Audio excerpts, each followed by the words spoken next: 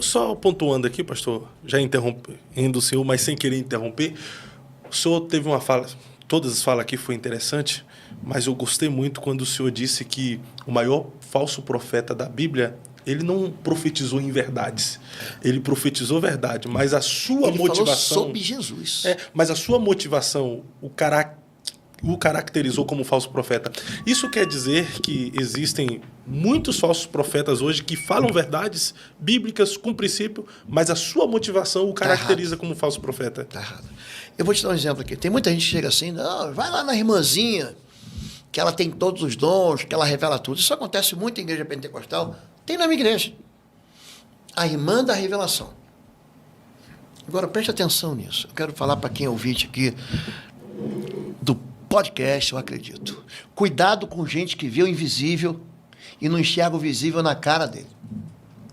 Então, tem muita gente que diz assim, ó, Deus me disse, Deus me revelou, tive um sonho, o Espírito Santo falou comigo, eu tive uma visão, e aí ele vai dizer, são infantilidades hoje evangélicas.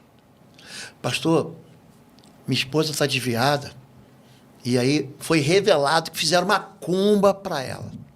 Fizeram um trabalho. Quer dizer, a pessoa acredita mais na macumba do que no poder da oração. Acredita mais no feitiço, isso tudo pega, mas não pega na vida do crente. Isso não tem valor sobre a vida do povo de Deus, não vale encantamento. O que significa isso?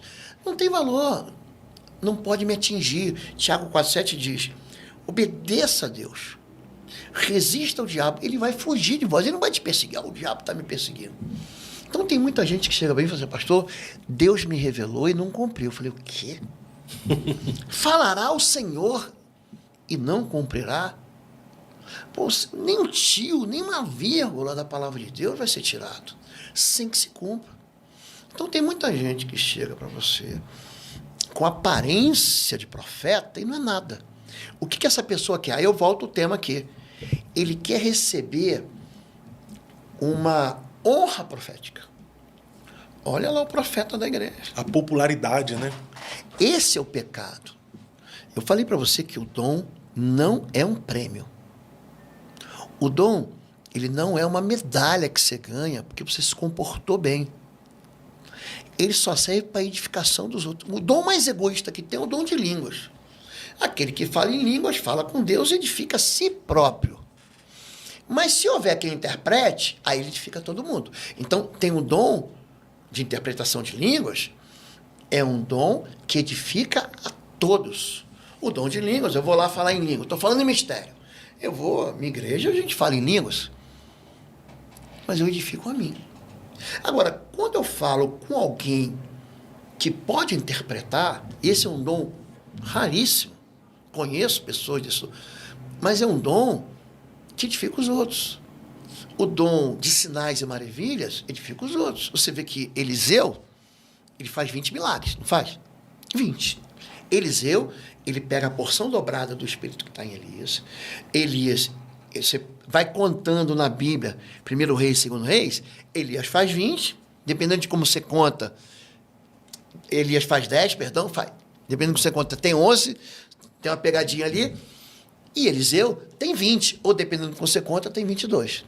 Ele produz o Espírito ali, ele tem uma unção que é dobrada, é um direito de primogenitura. O que a igreja quer? Quer que a unção seja para si, a unção é para os outros. Elias cura todo mundo, Eliseu cura a filha, o filho da moça que faz o quartinho para ele. A viúva, mas ele não cura a si próprio. Aí quando você pega segundo livro de Reis, capítulo 13, capítulo 14, Eliseu morreu, perdão, estou falando de Elias toda hora, Eliseu morreu da enfermidade que vinha sofrendo. Ele cura os outros, mas ele não cura a si próprio. O dom é para os outros. O dom não é para mim. Qual o problema hoje? A igreja não conhece a Bíblia. Como eu não conheço a Bíblia, não quero conhecer e tenho preguiça, eu vou no profeta. E aí prolifera um monte de profetada na igreja que só machuca. Deus disse que eu ia casar com a loura. Pô, casei com a morena. Aí ele força a barra. Deus disse que me viu de branco. sei lá, médico, é da Marinha, sei lá o que significa isso, me viu de verde, é do Exército, da limpeza pública, eu não sei. Então, fica enganando o povo. Gente, isso é maldade. Deus fala assim, Deuteronômio 18, Deuteronômio 21, ai daquele que diz assim, diz o Senhor, quando o Senhor não disse nada. Falou na sua soberba, ele vai morrer. Então, as pessoas ficam brincando disso. Como é que você vê que a pessoa é um falso profeta, pastor? Jesus deixou claro, ó, vão vir muitos em meu nome, vai levantar muitos falsos profetas, acautelai-vos, pelos frutos os conhecereis. Aí vem para mim, ó, o problema do teu casamento é esse, assim, assim, assim. Fizeram uma comba. Aí tu vai ver o casamento dele, o marido da mulher está fora da igreja, os filhos estão desviados, estão tudo envolvidos com droga, com maconha, com crack. E ela quer profetizar na vida dos outros. Então, o profeta, ele tem um caráter exemplar. Ele é irrepreensível, né? Ele é irrepreensível. Então, muita gente tenta legitimar o ministério com aparência. A aparência é muito mentirosa, pastor. Fábio, a aparência mente. O falso profeta, ele engana dentro da igreja. Dentro da igreja. Mas ele parece um cara de Deus. Mas há o falso profeta mesmo, por maldade, conforme o senhor falou, mas existe o espírito enganador, né? Espíritos enganadores, eu né? Já peguei isso aí, é interessante. O intervalo aqui na mensagem e uma novidade para você, de 15 a 17 de maio de 2025, estaremos juntos de novo em Curitiba. Vai ser o único seminário de guerra espiritual que eu vou ministrar presencialmente nesse ano, então já estou adiantando para você.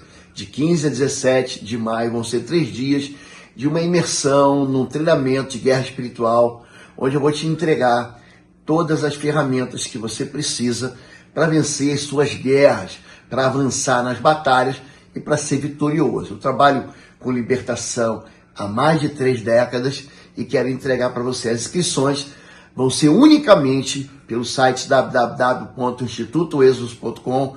Eu vou deixar o link aqui na mensagem e você pode se inscrever. Vai ser uma oportunidade única esse ano aqui em Curitiba e você vai ser muito abençoado. Eu no sul do país, eu já tive alguns eventos. Um mais interessante foi o seguinte, pastor, é o espírito do erro, é o demônio do erro. Perto do interior, eu cito algumas cidades aqui, no interior do Rio de Janeiro, subindo para o Espírito Santo, no Rio Grande do Sul, descendo ali para a região de Montenegro. Já peguei casos muito semelhantes. Então, cheguei na igreja, em Governador Valadares, Minas Gerais. Não, isso aqui é o profeta da igreja, endemoniado. Endemoniado. Aí, fui fazer um seminário, tem um seminário que as igrejas pedem para fazer muito, que é o Sangue nos Umbrais, é um seminário de princípios de libertação, é diferente da guerra espiritual. Aliás, deixa eu pedir aqui, gente, pessoal que segue a gente no YouTube, Oswaldo Lobo, segue também aqui, ó, YouTube, Eu Acredito. E o pessoal que segue o Eu Acredito Podcast, se inscreve no canal do pastor Oswaldo Lobo aí na sequência. Então, o pastor presidente me chamou para dar um seminário, fui dar um seminário, foi ele, a esposa, e tinha uma irmã junto. E aquela irmã falava, não, porque eu oro, porque acontece isso, que eu boto a mão e batizo no Espírito Santo, que Deus me usa, que eu revelo, que eu não sei o que. Eu estou ouvindo aquilo tudo. E o jeito que ela falava, parecia a 4ª pessoa da Trindade, pastor. Pai, Filho, Espírito Santo e ela. Mas você entende, às vezes a imaturidade, a paixão, o amor por Deus, querer fazer, querer mostrar serviço. E aí, preguei na sexta, quando fui no sábado, pastor. Eu tenho um processo, quando chega no sábado, depois do almoço, eu faço um processo de libertação com a igreja.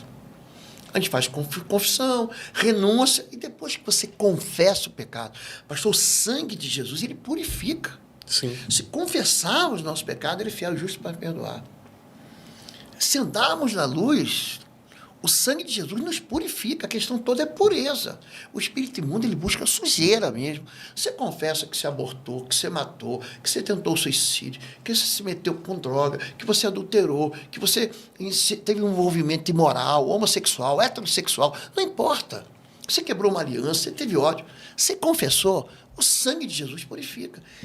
O diabo não tem onde se agarrar, depois te fala, mas ele não tem como se prender. Aí você fala, em nome de Jesus, sai, começa a manifestar. Pastor, Essa mulher que era profetisa da igreja manifestou com uma violência, com uma agressividade, com uma...